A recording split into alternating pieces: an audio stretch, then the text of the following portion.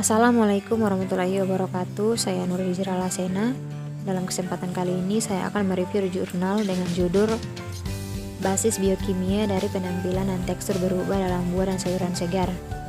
Jurnal ini menjelaskan dasar biokimia untuk perubahan warna dan ketegasan pada jaringan buah dan sayuran. Karena penampilan dan tekstur adalah dua faktor paling mendasar yang mempengaruhi kualitas produk potongan baru. Penampilan buah atau sayuran yang baru dipotong adalah atribut yang paling jelas bagi konsumen dan sangat mempengaruhi keputusan untuk membeli. Masuk pada tepi kecoklatan. Pada tepi kecoklatan ini merupakan masalah khusus pada buah dengan daging putih seperti apel dan pir, tetapi juga merupakan faktor dalam banyak produk buah dan sayuran segar lainnya. Pada gambar ini adalah lokalisasi internal dan eksternal dari senyawa fenolik dan enzim pengoksidasi fenolik dalam sel tanaman yang khas. Sintesis senyawa fenolik dikaitkan dengan retikulum endoplasma. Protein yang terkait dengan sintesisnya dimasukkan ke dalam membran retikulum endoplasma atau secara terlonggar terkait dengannya.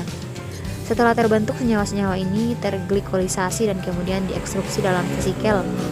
Vesikel ini adalah kendaraan di mana senyawa fenolik diangkut ke vakuola atau ke kompartemen dinding sel. Dalam peristiwa awal dalam proses browning oksidatif adalah kerusakan membran di dalam sel-sel jaringan tanaman, dan ini telah ditinjau dari tempat lain. Masuk pada reaksi pencoklatan. Reaksi pencoklatan umumnya dianggap sebagai konsekuensi langsung dari tindakan PPO pada polifenol. Browning terkait peroksidase dapat dibedakan dari browning terkait PPO dengan penambahan agen pendinginan hidrogen peroksidase seperti katalase yang akan mencegah kecoklatan yang disebabkan oleh reaksi peroksidase. Pada gambar ini adalah PPO mengkatalisasi dua reaksi. Yang pertama, hidroksilasi monofenol menjadi difenol, dan yang kedua, oksidasi difenol menjadi kuinon. Reaksi hidroksilasi relatif lambat dan menghasilkan produk yang tidak berwarna, sedangkan reaksi oksidasi relatif cepat dan kuinon yang dihasilkan berwarna.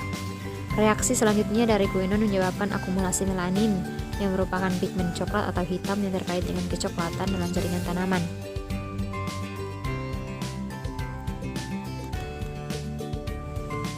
Dari gambar 3 tersebut menunjukkan skema umum untuk tahap awal pemecahan klorofil yang pada akhirnya menyebabkan produk tidak berwarna. Jelas bahwa salah satu dari dua proses mendahului yang lainnya untuk menghasilkan produk yang umum. Kemudian gambar 4 ini, pada gambar 4 ini skema untuk 3 jalur klorofil tipe 2 yang mungkin terjadi pada sel-sel jaringan tanaman hijau yang rusak. Studi tentang kehilangan klorofil dalam produk potongan baru sebagian besar telah menghasilkan bukti untuk kerusakan klorofil tipe 2, yaitu kerusakan yang disebabkan oleh oksidasi radikal oksigen dari molekul klorofil. Masuk pada coklat sekunder pada apel. Coklat sekunder pada apel atau pencoklatan sekunder baru-baru ini telah diidentifikasi sebagai batasan kualitas pada apel segar. Fenomena ini menunjukkan tantangan dalam studi buah dan sayuran segar, dan itulah pemahaman tentang realitas biokimia sejati dari produk potong. Dan kenyataannya adalah bahwa biokimia mikroorganisme terkait permukaan mungkin ikut bertanggung jawab atas perubahan kualitas yang dimediasi biokimia serta biokimia konstitutif dalam jaringan produk. Masuk pada tekstur.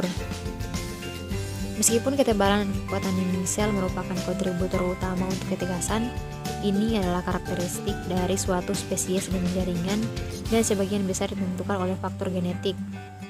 Selain kekuatan dan sifat dinding sel, ketegasan juga terkait dengan sifat turgor dari suatu jaringan atau organ yang dipengaruhi oleh faktor-faktor seperti akumulasi fotosintat dan status air sel. Turgor dapat dipengaruhi oleh kondisi lingkungan seperti sinar matahari yang diterima selama pertumbuhan dan secara substansial berkurang oleh hilangnya air dari jaringan. Kesegaran yang dirasakan juga dipengaruhi oleh susunan sel dari suatu jaringan sel-sel besar seperti kandungan relatif yang lebih besar dari beta sel dan cenderung membelah lebih mudah. Kemudian masuk pada hilangnya kualitas tekstur pada pematangan seluruh buah. Seperti yang terlihat pada slide, buah terbagi menjadi beberapa kelompok berdasarkan proses pematangannya. Buah sendiri juga dapat dibagi menjadi dua kelompok berdasarkan peran etilen dalam proses pematangannya. Yang pertama, buah klimakterik yang menghasilkan etilena dalam jumlah besar dan di mana pematangan dipromosikan oleh etilena seperti tomat, persik, apel, pisang, dan buah kiwi. Yang kedua, buah non-klimakterik yang hanya menghasilkan jumlah etilena basal rendah selama pemasakan dan di mana pemasakan tidak sensitif terhadap etilena oksogen seperti anggur, stroberi, semangka, nanas, dan jeruk. Dinding sel memberikan kekuatan yang relatif tinggi dan itu melawan resistensi dinding sel tekanan osmotik dari protoplas memberikan kekuatan dan menyediakan turgor. Selama pematangan buah, polisakarida dan dinding sel secara ekstensif dimodifikasi oleh berbagai enzim terkait pematangan yang dikeluarkan dari simples ke dalam ruang dinding sel. Perubahan-perubahan ini mempengaruhi struktur dan kekuatan dinding dan akhirnya menghasilkan pelunakan buah. Nah, pada gambar 5 ini menunjukkan modifikasi komponen dinding sel utama yang terjadi selama pelunakan dalam varietas persik daging lele. Serangkaian perubahan dimulai secara berurutan, sehingga pada waktu yang berbeda selama pematangan, pelunakan, dan perubahan tekstur adalah hasil dari rangkaian modifikasi dinding sel yang berbeda. Namun tidak ada spesiasi buah yang khas, dan skema seperti ini dapat berbeda secara signifikan pada spesies lain. Kemudian masuk pada hilangnya kualitas tekstur pada potongan baru. Produk segar adalah jaringan yang terluka dan akibatnya mereka memburuk lebih cepat dan fisiologinya berbeda dari buah dan sayuran yang utuh. Tingkat keparahan luka yang disebabkan oleh berbagai tahap menghasilkan potongan segar memiliki efek besar pada umur simpan produk dan lebih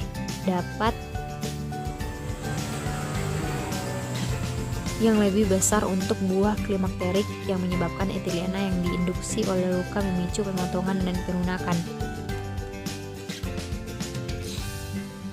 Nah, demikianlah yang bisa saya review dari jurnal ini. Untuk lebih dan kurangnya saya mohon maaf. Wassalamualaikum warahmatullahi wabarakatuh.